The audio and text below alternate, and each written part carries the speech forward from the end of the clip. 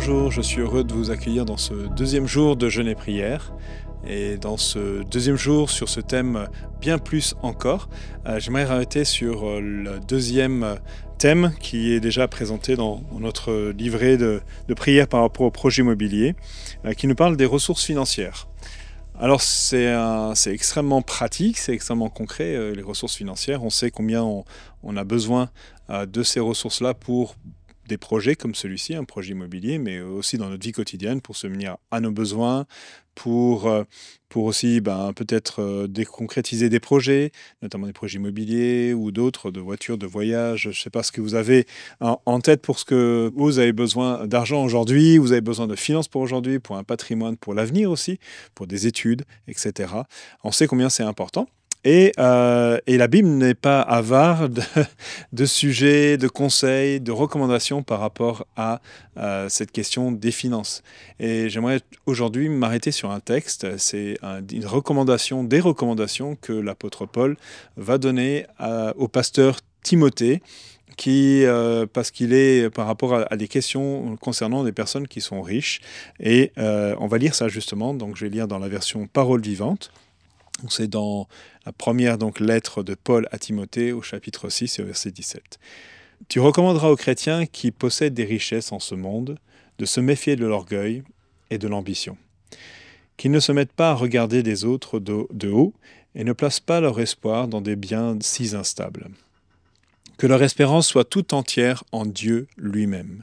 C'est lui qui pourvoit largement à tout ce qui nous est nécessaire. Il nous dispense généreusement toutes ses richesses afin que nous en jouissions. Recommande-leur de faire du bien, afin de s'amasser un trésor d'actions bonnes, qu'ils apprennent à donner joyeusement et avec libéralité, qu'ils partagent de bon cœur avec les moins fortunés. Ainsi, ils s'assureront pour l'avenir un beau capital placé en lieu sûr et découvriront la vraie vie. » Donc ce texte je l'ai utilisé cette version parce qu'elle est beaucoup plus descriptive, peut-être plus pratique pour chacun d'entre nous. Peut-être vous dites, oui, c'est bien pour les personnes qui possèdent des richesses, qui sont riches. Mais en fait, on ne se rend peut-être pas toujours compte, mais en France, on fait partie des pays les plus riches au monde et on est tous concernés par ce texte-là. En regardant ce sujet, j'ai remarqué que si on gagne à peu près 15 000 euros par an, ce qui en France ne semblerait pas très, très important, on fait toujours partie des 15% des personnes les plus riches, la population les plus riches sur Terre. Et ça veut dire que 85% du monde est plus pauvre que nous. Voilà. Et ça monte en plus si on gagne, bien sûr, 20, 30, 40, 50 000 ou 60 000, peut-être bien plus. Et là, on monte au fur et à mesure dans les 10, 5%, les personnes les plus riches sur cette terre. Ça veut dire que nous sommes concernés, nous, Français, et d'une façon générale, par cette question que aborde Paul. Il adresse 4 points et j'aimerais en faire 4 sujets de prière en fait pour qu'on puisse nous-mêmes nous dire voilà, où est-ce que j'en suis par rapport à ces recommandations et par rapport à ce sujet-là. La première chose, c'est l'orgueil que l'argent peut créer en nous. Et je pense que c'est important de demander à Dieu de sonder nos cœurs dans ces moments-là pour pouvoir dire, mais Seigneur, où est-ce que j'en suis par rapport à ça? Quel est mon rapport avec l'argent? Parfois, il y a un orgueil à en avoir et à regarder les autres de haut.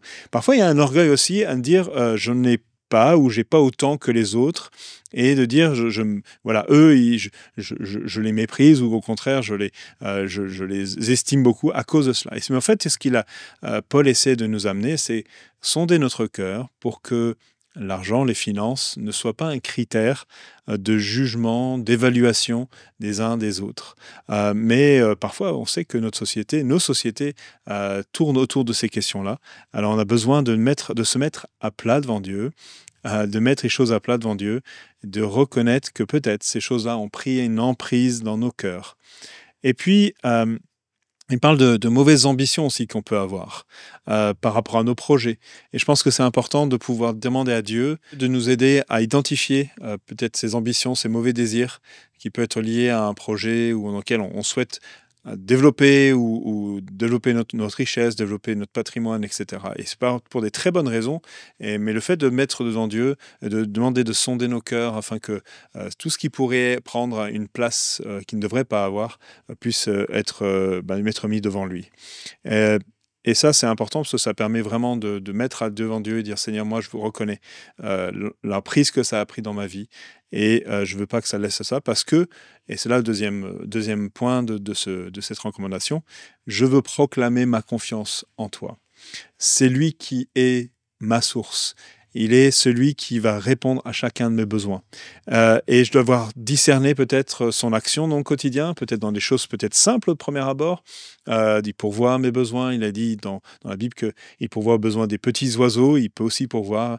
Et pour nous, il pourvoit pour les fleurs, les plantes et pour toutes ces choses-là dans la nature. Et aussi, il pourvoit pour chacun d'entre nous. Donc, tout change quand je réalise que déjà, non seulement Dieu est capable, il est tout-puissant, il a toutes les ressources, c'est lui qui dit qu'il y a l'argent et l'or, mais c'est aussi, il est généreux, il n'est pas juste en dire je ne veux pas partager ou je ne veux pas communiquer ces richesses-là. Et puis aussi, par contre, ce qui est important de savoir, c'est que Dieu donne au moment où on en a besoin. Il ne donne pas de façon, sans raison. Et d'ailleurs, j'aime beaucoup l'idée ressources parce que l'idée de ressources, ça vient du fait que ça vient au moment pour nous aider. C'est celui qui vient nous donner, qui va surgir au moment où on en a besoin. Et une ressource, c'est cela, ça vient de cette étymologie d'ailleurs de ressurgir. Et qui veut dire qu'il vient nous sortir d'une situation qui est fâcheuse, d'une situation dans laquelle on a besoin de quelque chose.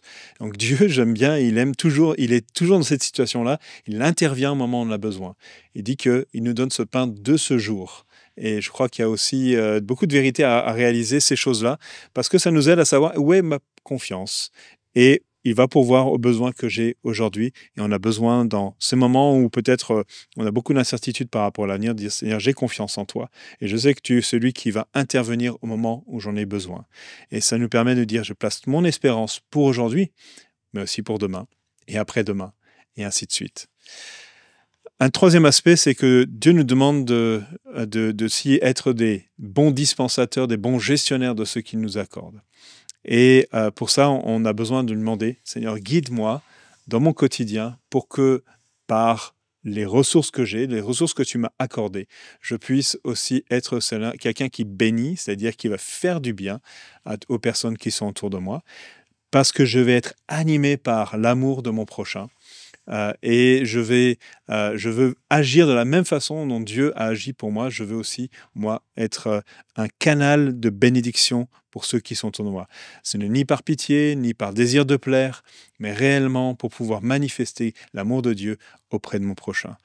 Et ça demande d'être tout simplement déjà conscient de ce que Dieu nous a donné et d'être fidèle aujourd'hui avec ce qu'il m'a donné pour manifester, pour donner, pour investir, j'allais dire de façon sage, afin que demain, je puisse avoir d'autres responsabilités, d'autres ressources qui me sont confiées, afin de pouvoir être encore un bon gestionnaire jour après jour. Un dernier aspect, c'est qu'on puisse remercier Dieu de ce temps, de ce qu'on a ici sur cette terre, puisque c'est une occasion pour chacun d'entre nous d'investir avec ce que Dieu nous a donné. Alors ça peut être bien sûr des ressources financières, mais ça peut être plein d'autres types de ressources, des dons, des talents, des capacités, des compétences que Dieu nous donne pour pouvoir amasser des trésors dans le ciel. Et pour ça, c'est l'occasion de pouvoir nous comprendre que c'est la vraie vie, c'est de pouvoir comprendre que on a non pas bien sûr des choses de ici-bas, mais c'est de pouvoir avoir cette dimension spirituelle de ce que Dieu veut faire à travers nous dans cette génération, pour la génération suivante, mais surtout aussi avec cette vision céleste de ce que Dieu, de qui est Dieu et de la façon dont il veut agir à travers nos vies, pour donner un héritage qui ne va pas être juste ponctuel, mais qui sera éternel. Et pour comprendre vraiment cette dimension de la façon dont Dieu veut constituer un bon capital, j'ai rien de mieux comme exemple que Jésus.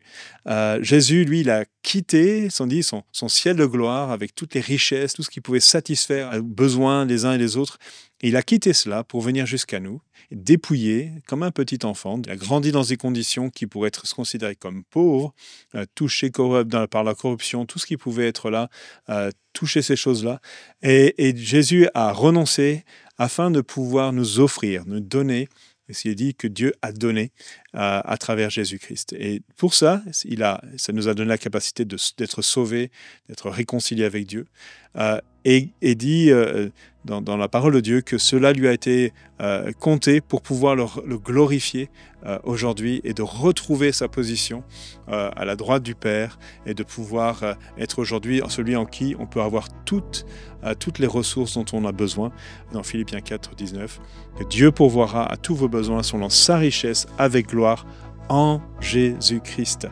Et aujourd'hui, on veut suivre son exemple afin de pouvoir être ceux qui se dépouillent aujourd'hui des choses qu'on a peut-être besoin pour pouvoir voir au-delà de ces choses-là. Et peut-être Dieu donne différemment à chacun, aux uns aux autres. Certains, il leur donne beaucoup pour pouvoir être de bons dispensateurs. Peut-être d'autres moins, il me donne d'autres choses. Et on veut vraiment être reconnaissant dans cette journée de ce que Dieu nous a donné afin de pouvoir être un canal dans cette génération. Et bien sûr, ça peut se manifester de plein d'autres façons. Que Dieu vous dirige, nous conduise pour voir la façon dont ça peut prendre place aujourd'hui dans notre vie. Vraiment que Dieu vous bénisse dans ce temps de prière, de jeûne, qu'il puisse sonder vos cœurs, sonder nos cœurs, afin que nous puissions lui ressembler davantage. Et je vous souhaite une excellente journée à chacun d'entre vous et à très bientôt.